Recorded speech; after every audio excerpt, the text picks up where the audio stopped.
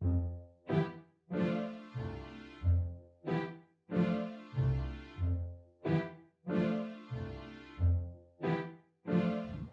good morning.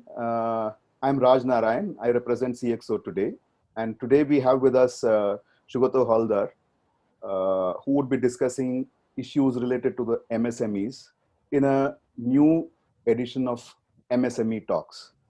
Before we start, let me just introduce you to Haldar a little more. He was the associate partner of Management Consultants for Human Capital, MCHC, that has domain expertise in change management, strategic HR, training in sales and HR domains, and talent management. Shugato is a regular speaker at various seminars and conclaves, and his pet subject is the future of work and workplaces, which is what excites me because that's exactly what we are going to talk about, although with reference to the MSMEs. He has been the Chief People Officer in Darjeeling Organic Tea Limited, Country HR Head for Century Plyboards India, and Country Head for Bharti Airtel Limited in Bangladesh. So without further ado, let me introduce you to Shugato Haldar. Welcome, Shugato. Hi, Raj, and greetings to everybody. Thank you. Thank you. So very simply, I just want to understand your views on what is happening with the Indian economy at two levels. One, there was a sort of slowdown of sorts before the COVID, and COVID seems to have actually mess things up even worse. So how do you think, how bad do you think things are, and how do you get this back on rails from your perspective?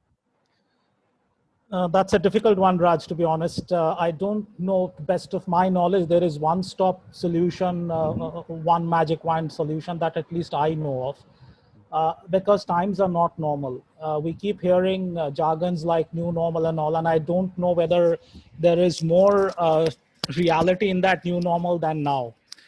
To answer your question, I'll put it in a couple of levels. Since we are discussing MSME in particular, see, MSME, I guess we have to first understand what are the key challenges that they are facing, because if you don't identify them correctly, I think solutions will also be misplaced, however well-intentioned. Yeah. So first and foremost, MSMEs in India being a critical part of the Indian economy, if not the most critical part even now, I think are suffering because of COVID and had been so a little while earlier also because of the slowdown. They have a couple of challenges. One, which is purely on the demand side because of COVID. Now, the demand side of the market has gone down, I think mostly across all sectors, except a few maybe. So I think most of the MSMEs are facing a challenge on the demand side. The consumer demand, the customer demand has gone south. That's one part. The other side is that there is the supply side challenge in which they are unable to find enough liquidity in the market to finance themselves and continue the work, if I may so say. Let the fire burning, so to say, let the machines run. So I think we have to understand that what needs to be done on both sides to be able to really help the MSMEs. So I'll keep the answer brief therefore. On the one hand, as far as the liquidity side is concerned, I think the only hope in hell right now is that the government has to step in. And because they have to provide liquidity on three levels. One, upfront in terms of support, which is through preferably more lenient terms for bank loans and equivalent, just not bank. Any credit availability for MSMEs have to be revisited vis-a-vis the way we have it today, all policies. The credit policy, whether it is through banks or elsewhere, through organized sector or otherwise, I think need to be A, revisited, and B, maybe controlled and executed at least for the next 2 years till it reaches a threshold of normal momentum of the way it is run, the whole credit system. So I think that's a big requirement, one. Second, if there are MSMEs with a decent track record of the past pre-COVID times, their existing or already running loans and credits, etc., with various financial institutions should, I think, be looked at in terms of their repayment schedules far more I wouldn't use the word leniently, but far more in a different way, through a different prism, because these are cost pressures for the MSMEs. And on the one hand, the liquidity intake has to be better. On the other hand, existing credits that they already have from the market, from the financial institution, banks, etc., can that be looked at and reorganized and recalibrated and redrafted in the terms, etc.? That's the second piece, especially for those whose credit ratings and market performances have been good. And third, can the government look at policies, relevant ones, not all one size fit all, but specific industry wise, segment wise, to address this whole physical labor issue? Because labor availability in the MSME sector is still a big requirement. Because here I will take a pause and divide in the third part of it my MSME segment into two parts. One which is largely still doing business, and that is the majority, in an offline model, which is a brick and mortar model. And there is that smaller section of MSMEs who have managed to go online and do business largely online, not because of COVID only, but because historically their domain was online. So I would focus more on the third part of what the government can do on the manufacturing and the business which are brick and mortar. Here, I think the availability of physically the labor class or the working people is very important. And given COVID, there has been a lot of physical movement of laborers back and forth. So one is availability. Second, as far as the salary and wages pressure on the MSME owners are concerned, because of employees, staff, and workmen, can that be supported? The government, in fact, has come down some time back with the contribution and waivers of the PF, the revised PF policy, if I may so call it. However, I think that needs to be looked at in a more comprehensive manner, end to end, as to how the government can support MSMEs on the labor, not only labor, employee salary and wage front, to reduce some of the operational cost burdens for MSME. So these are my three top or major critical requirements, according to me. Okay. Okay, that sounds interesting. Now, I was just wondering, so you mentioned credit, right? Government has set aside what, 3 lakh crores towards, Right. towards, I mean, but then that is the just extension of credit that they have granted just to meet working capital expenses. Now, one of the things having stayed in Bangalore for quite some time now, I mean, I notice is that some of the companies say, you know what, we don't think whatever we were doing earlier, the business model that we were having, it's going to be even functional anymore. Typical example would be the auto components fellows, for example. They are saying, you know what, automobile offtake is less. So auto components automatically will suffer. Now we have the machinery, but we can't find funds to push up some other area of operation or bring in something else. So their machinery is there. Is there something that they can do using the existing machinery? That is the question they have. And if so, if the answer is yes, where do we find funds? Again. So that is another challenge that I seem to be hearing. So is it something that that you Yeah, actually? absolutely, absolutely. I can't agree more. Exactly what I mentioned in my first part, that if I look at it in terms of both the demand and the supply side of the challenge, liquidity availability, what you are calling funds, I use the word term liquidity. So I'm saying whether from the government must step in, or should or ought to step in, and not make it a generic rule that, I think it has to be made a little more customized in terms of the sector and the kind of industry, because challenges at the macro level could be similar, but they're not identical.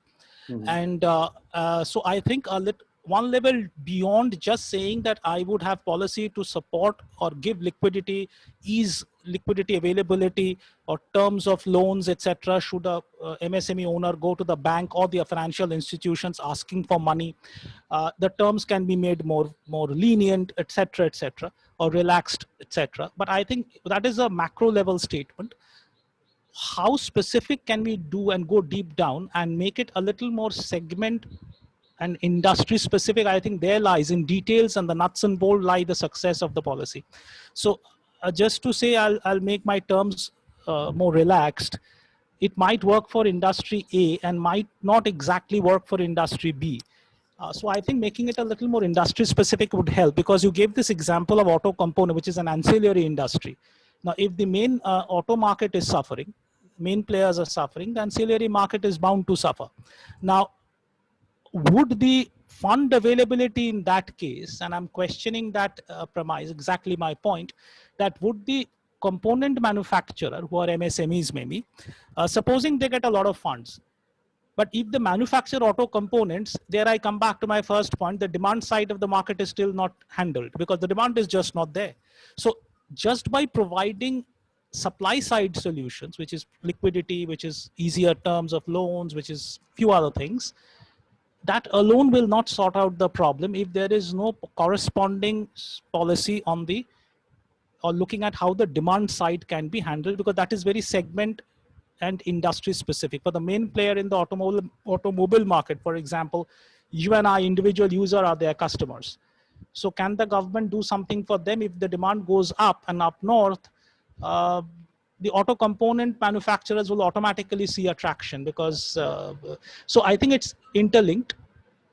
And I'm tempted to use a jargon which I use called TOC, theory of constraints. So your chain is as strong as the weakest link. So and they are interrelated. So if you do not look at it holistically, I would submit that it might just remain a piecemeal solution. So I think there is need to look at it in its holistic sense, and within that make it industry and segment specific.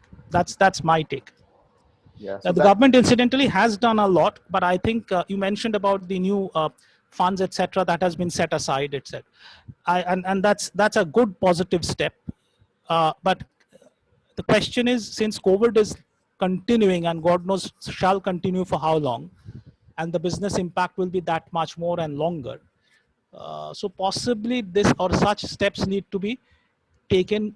I wouldn't say more frequently, but needs to be a top of the agenda priority for the government of the day.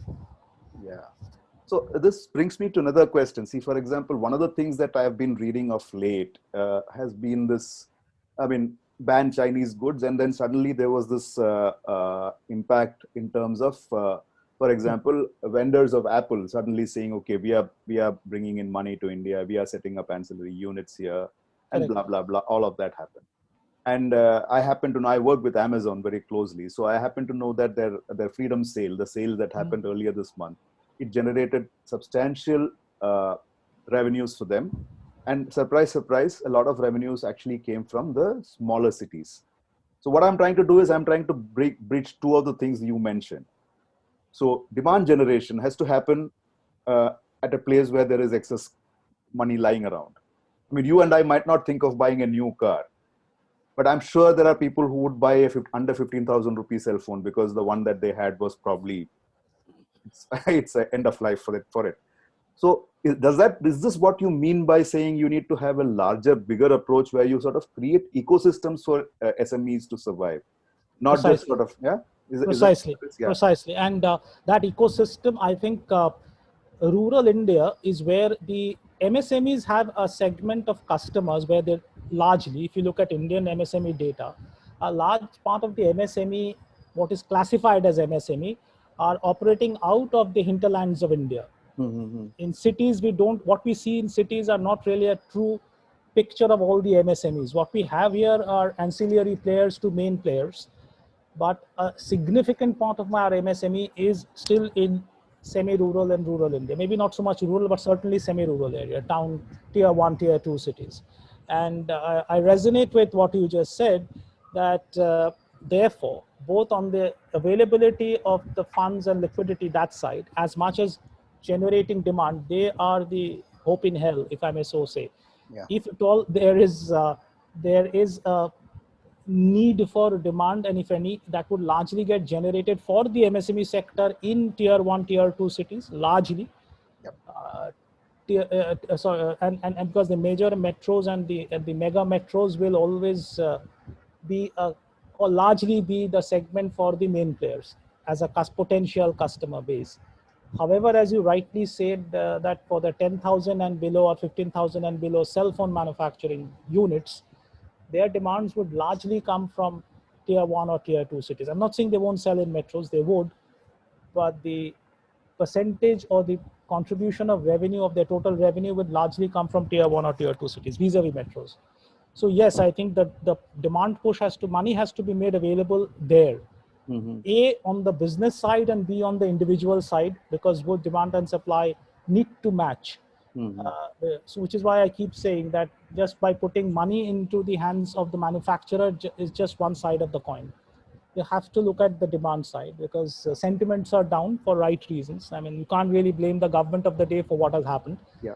But having said that, now that it has happened and we have to live with it, uh, possibly there is a strong need to revisit and relook at the demand side also of the economy. Just one other point here, maybe then this is a sudden thought I had. I don't know how practical, but again, because of my own individual background, the kind of background I come from with my corporate background and what I do now, uh, I strongly believe in the use of technology. I keep saying that's an imperative. People are today going online. Today, you and I are talking using this online platform.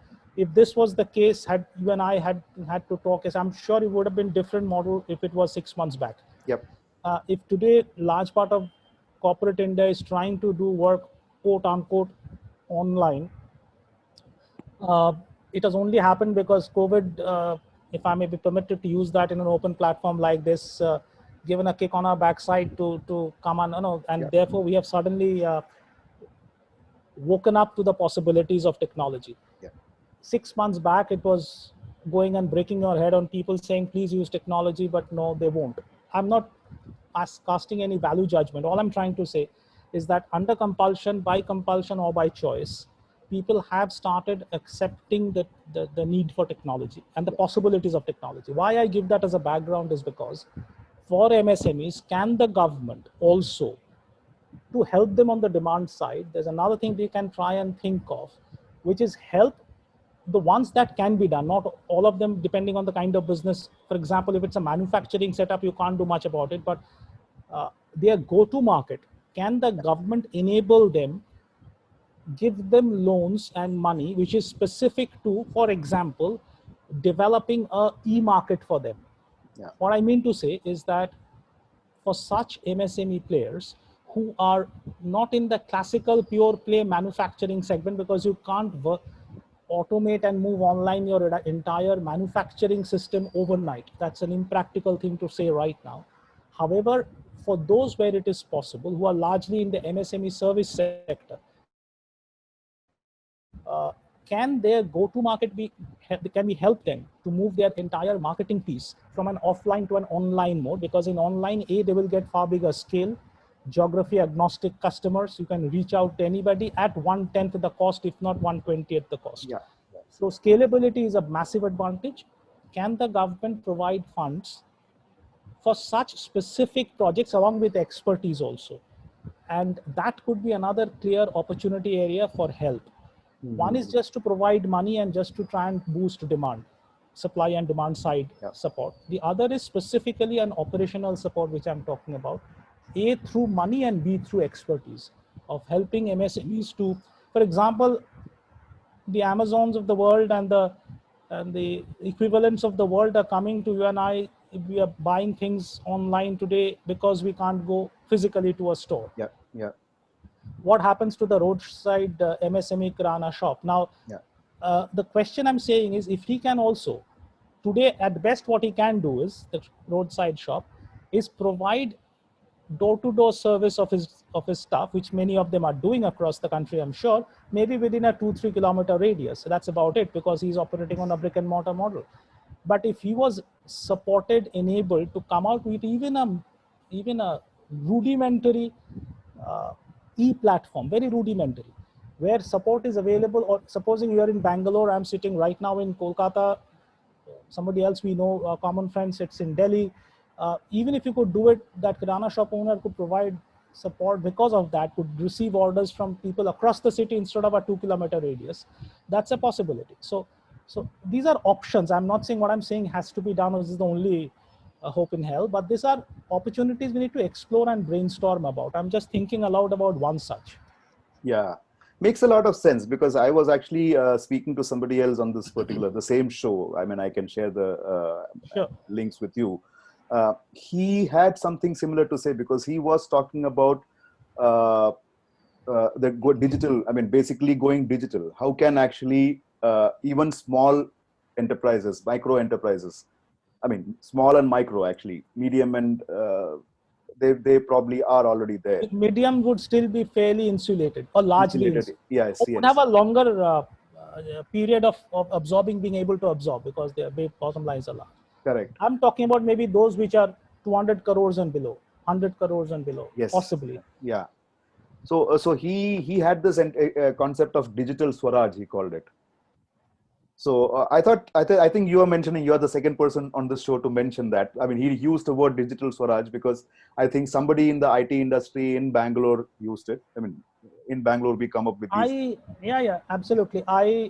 Again, these are just thinking aloud. Now that we are kind of Yeah. discussing it, triggering thoughts.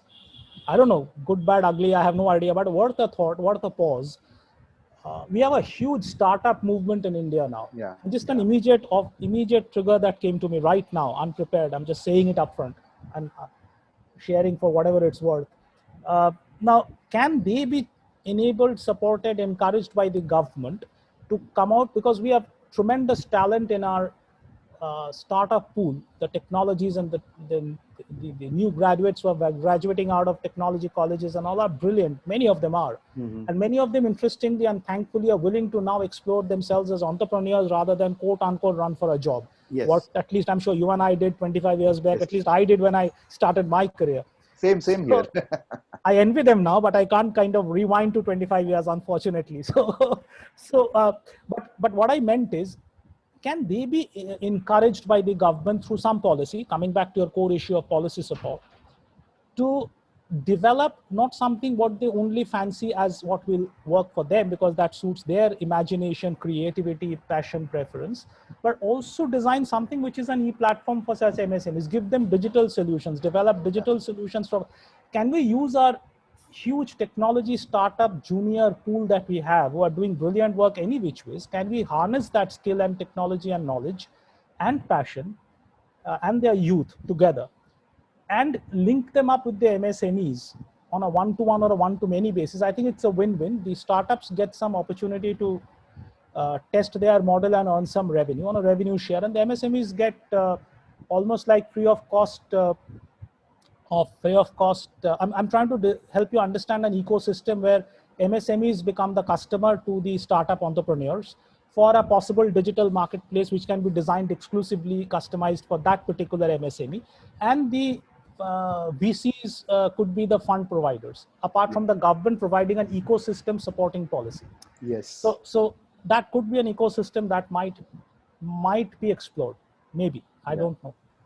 Yeah, so in the US we do have HubSpot, which does something similar. Absolutely. So yeah, I've so spent quite a long time there. I know. Yeah, absolutely. Yeah, so you know that. So yeah, so I think that pretty much sums up what what I think government should be doing. I mean, whatever it has done is fine. I mean, what I understand, or to summarize, what it means is you need to be sector specific, and you also need to be a little more focused on not just providing funds just for the heck of it, but then also seeing where that is going and what specifically it brings out and how many people are covered by it, if I might Precisely. say. I mean, the larger the coverage, the better it is, right?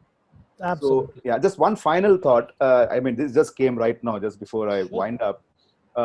In way back when we had the situation went tough in the late 90s, we remember the then government coming out with this road network, right? The big infrastructure push. Is it something that you would golden consider? quadrilateral? Yes, yeah, we are benefiting now, yes, because the roads are good, fantastic. Infrastructure building, I think, is a fundamental to any economy. That's a no-brainer. Yeah. Just not for COVID, and I'm not linking this to COVID. I'm saying that's a fundamental requirement because it helps the economy. That's a no-brainer. So any infrastructure investment is not only a welcome thing, I think it's a necessity, more so now. Yeah. I think we can just take ourselves back, not many, but maybe a decade, 2008, when the great thing happened in the US, when the bubble burst, so to say. For the next 3-4 years, if you look at data, there was a massive amount of government investment. I use the word investment in generic sense into the economy per se. And I think that that is a similar approach.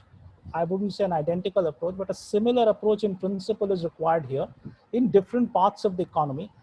But specific to MSME, since we were discussing MSME, I was keeping my answer specific to MSME. And to summarize, yes, I think the MSMEs on the one hand would need policies and support on how to get easy funds for their work. One, two, support to ease their current financial loads, which is the current liabilities that they have, which they are already carrying, provided their history of work has been and repayment schedule earlier had been good. Third, can the government look at some policy to support their current employee costs in one form or the other? This is on the one side, on the support side. The other side is, can the government come out with some policies to boost demand, which is sector and segment and industry specific? And in that, we discussed about a specific trigger that suddenly came up is, can we create an ecosystem? Can the government play an enabler role in creating an ecosystem between an MSME and helping them go online to get a wider market and reach, and therefore generate demand automatically through a ecosystem which has startups and VC funding and MSMEs, and put things together with a policy framework that supports that, encourages that, and maybe makes loans easily available to an MSME who goes with an ecosystem project like that, rather than just going and saying, give me money for my business. So these are possibilities, thoughts that one can look at. There are many more, but these are some of the things that I can immediately think of. Terrific. That was, I think, very nicely put and summarized. Your own words you summarized. Thanks a lot for that. You saved me the trouble. So thank you. Thank you. Sorry to kind of steal your limelight. Yeah, that's perfectly fine. It's all yours anyways. So thank you. Thank you. Thank you for being on the show. My pleasure. And it was lovely talking to you, Raj. Thank you.